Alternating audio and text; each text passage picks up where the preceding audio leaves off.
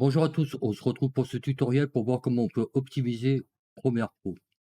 Donc on va commencer par venir ici dans le drapeau de Windows, pardon. On va venir dans Paramètres, on va venir ici dans Mise à jour et sécurité. Voilà, vous êtes à jour, moi il n'y a pas de problème. Sinon vous cliquez rechercher des mises à jour et ça vous dira si vous avez l'antivirus, des problèmes de sécurité ou une mise à jour Windows tout court. Et c'est important de le faire parce que si vous pensez que c'est pas lié à Premiere Pro, c'est lié indirectement, mais c'est lié. Si vous n'êtes pas en mise à jour ici, c'est pas bon. Après, autre chose, pour, les possesseurs de cartes Nvidia, je suis surpris par le nombre impressionnant, j'ai bien dit impressionnant, de personnes qui ne mettent pas à jour leur carte graphique et qui disent: «Oui, ça fonctionne bien», mais quand ils ont des problèmes, ils ne savent pas pourquoi. Donc, je vous invite à télécharger GeForce Experience. Vous double-cliquez, vous allez vous retrouver ici. Une fois que c'est fait, vous cliquez sur Pilote, vous vérifiez s'il existe des mises à jour. Je clique. Bon, moi, j'ai la dernière. Voilà. Et quand je vous dis le nombre de personnes que j'ai parlé qui ne possédaient pas ce logiciel, c'est impressionnant. C'est Nvidia tout court qui vous donne les mises à jour en temps réel. Ça, il faut le comprendre. Si vous restez 6 mois, 1 an, et j'en ai connu, hein, je ne vais pas exagérer, 6 mois, 1 an et 2 ans et 3 ans, des personnes qui ne mettent pas leur carte graphique à jour, c'est impressionnant. Donc faites-le, parce que ça, c'est directement lié, j'ai bien dit directement lié à Premiere Pro. Parce que justement, il y a des paramètres qui fait que vous lui demandez de passer aussi par la carte graphique. Donc faites-le, c'est très, très important. Maintenant, ici, dans Premiere Pro, quand vous allez venir ouvrir Premiere Pro, cliquez pas directement dans nouveau projet, vous allez venir ici dans Edit, vous allez faire Préférences, on va dire général, peu importe, mais vous allez directement ici dans les médias cache. Vous allez cliquer, vous n'allez pas cliquer ici, vous faites Delete, mais vous, comme vous voyez ici, vous avez 2 options et je vous invite à cliquer sur la deuxième et de faire OK. Pourquoi? Parce que si vous faites Delete celle-là, en fait, quand vous allez rentrer dans le logiciel, que vous allez revenir ici, celle-là, elle ne sera pas disponible. Voilà, elle sera grisée, vous ne pourrez pas y toucher. Donc c'est pour ça que, avant d'ouvrir complètement votre projet, vous venez ici, vous faites OK, ça va vous delete tous les caches. Donc par exemple, voilà. Après si vous voulez, delete ici aussi, c'est possible. Après ici, je vous conseille fortement de venir ici, cocher cette case ici dans les médias cache donc, de lui dire, maximum, je sais pas, si vous savez que vous restez, 2 jours, 3 jours, allez 3 jours maximum sur, votre projet, vous allez lui demander que tous les 4 jours, admettons, ici, delete le cache. Donc voilà, moi j'ai mis 7 jours, bon voilà, et vous faites OK.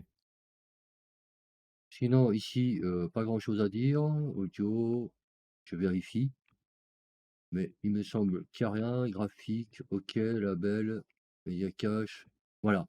Mémoire, alors mais qu'est-ce que la mémoire? Ça, c'est ce que vous allez allouer donc au logiciel pour travailler.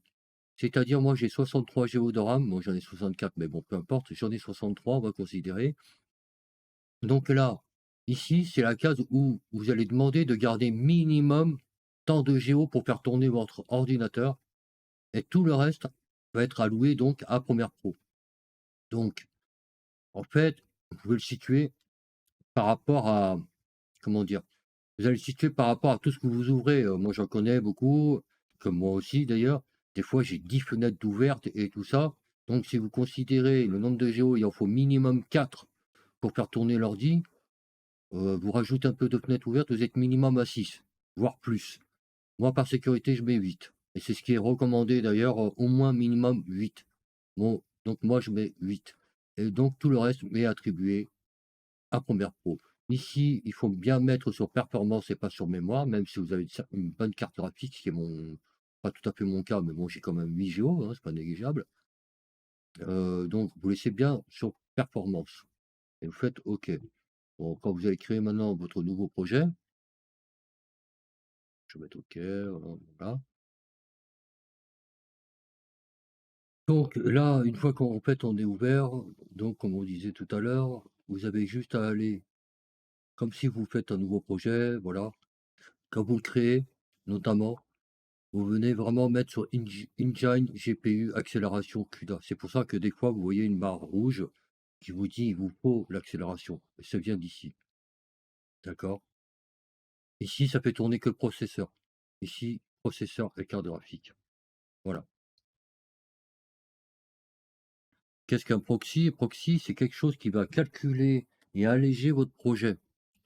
Alors beaucoup de gens, j'ai vu un peu sur YouTube, ils utilisent des multi-astuces, cherchant les petits trucs, les petits machins. C'est pas une question d'astuce, il y a bien des petites choses qu'on peut faire, du style quand votre barre est rouge, vous appuyez sur entrée, on va avoir un calcul de fait. Sur un autre tuto, je vais vous montrer encore autre chose. Mais le proxy, c'est la vie. Donc c'est quelque chose qui va donc calculer votre projet, tout ce qui est effet, transition, du fait que vous soyez en 4K, vous appuyez sur play, c'est saccadé ou ça met du temps à démarrer. Le proxy, lui, il va tout vous mettre comme il faut, il va tout recalculer et vous allez avoir, malgré un gros projet, vous allez avoir quelque chose d'optimisé. Alors comment on fait ça? On va aller donc sur le projet, on va cliquer droit dessus, on va la faire proxy, créer un proxy. Donc là, si vous êtes en H264, contrairement à ce que vous pourrez voir, vous passez en QuickTime, d'accord? Ici, vous allez rester en low résolution. Ici, vous restez bien à la première case de destination, hein. Vous restez sur l'original, d'accord? Et quand vous allez appuyer OK, en fait, ça va vous enclencher Media Encoder. Et lui, Media Encoder, comme vous le voyez, il va vous calculer tout pour que les paramètres soient optimum pour alléger, et cetera, et cetera. Donc on va le laisser faire, tout en sachant qu'il ne faut pas oublier une chose, et j'en profite pendant que j'y pense. Sachez que quand vous allez exporter votre vidéo, ça ne change absolument rien. Et ça, c'est important de le dire. Donc voilà. Allez, on laisse finir le calcul. Alors, ça vous prend un peu de temps au début, mais comme vous voyez là, j'ai une longue vidéo, hein, je crois qu'elle fait non, même pas, j'allais dire une bêtise. Non, là, c'est que je suis à 29 secondes. Elle doit faire une dizaine de minutes, hein, ou peut-être un peu moins, 7 ou 8 minutes, peu importe. Et sinon, c'est très rapide. Mais vous prenez 2 minutes pour faire ce que je suis en train de faire là et vous faire et après vous êtes tranquille.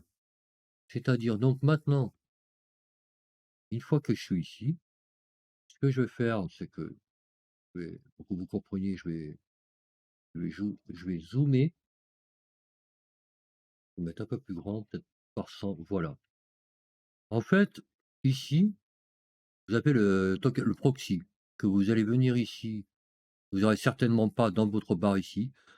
Vous cliquez ici et il sera ici et vous avez juste à cliquer dessus et le drag and drop ici, tout simplement. Il est là, vous voyez. Vous faites un glisser et vous le mettez dans votre barre. Et en fait, si vous faites ça, regardez ce qui s'est passé. Les pixels, ils se cassent. Mais comme je disais, hein, à l'exportation, il n'y a pas de problème, ça vous le fera à l'état d'origine. Mais du fait de faire cela, bah, vous allez vraiment optimiser votre projet, hein, vraiment. C'est vraiment important, de le faire. Vous pouvez aussi notamment venir dans séquence, faire le rendu de l'entrée à la sortie. Bon là, moi, c'est écrit en anglais, mais ça sera écrit comme je vous l'ai dit. On fait notre calcul, vous voyez? Et en fait, quand nous, on a des projets rouges, pour ceux qui connaissent, eh ben, qu'est-ce qu'on fait? L'astuce, c'est d'appuyer entrée, ça va nous calculer et ça va nous rendre la barre verte. Mais tout ce qu'on a de jaune, en fait, quand on fait entrer, ça ne le calcule pas. Donc, pour alléger, donc, comme je vous disais, votre projet, vous pouvez donc aller dans séquence, faire rendu de l'entrée à la sortie. Donc, même si les barres jaunes, vous les aurez plus, vous aurez tout en vert. C'est vraiment des avantages entre le proxy et ça. Je vous mets bien et mettez-vous bien parce que, comme j'ai dit, ça prend 2 minutes, ça prend pas longtemps. Bon, ça dépend le projet.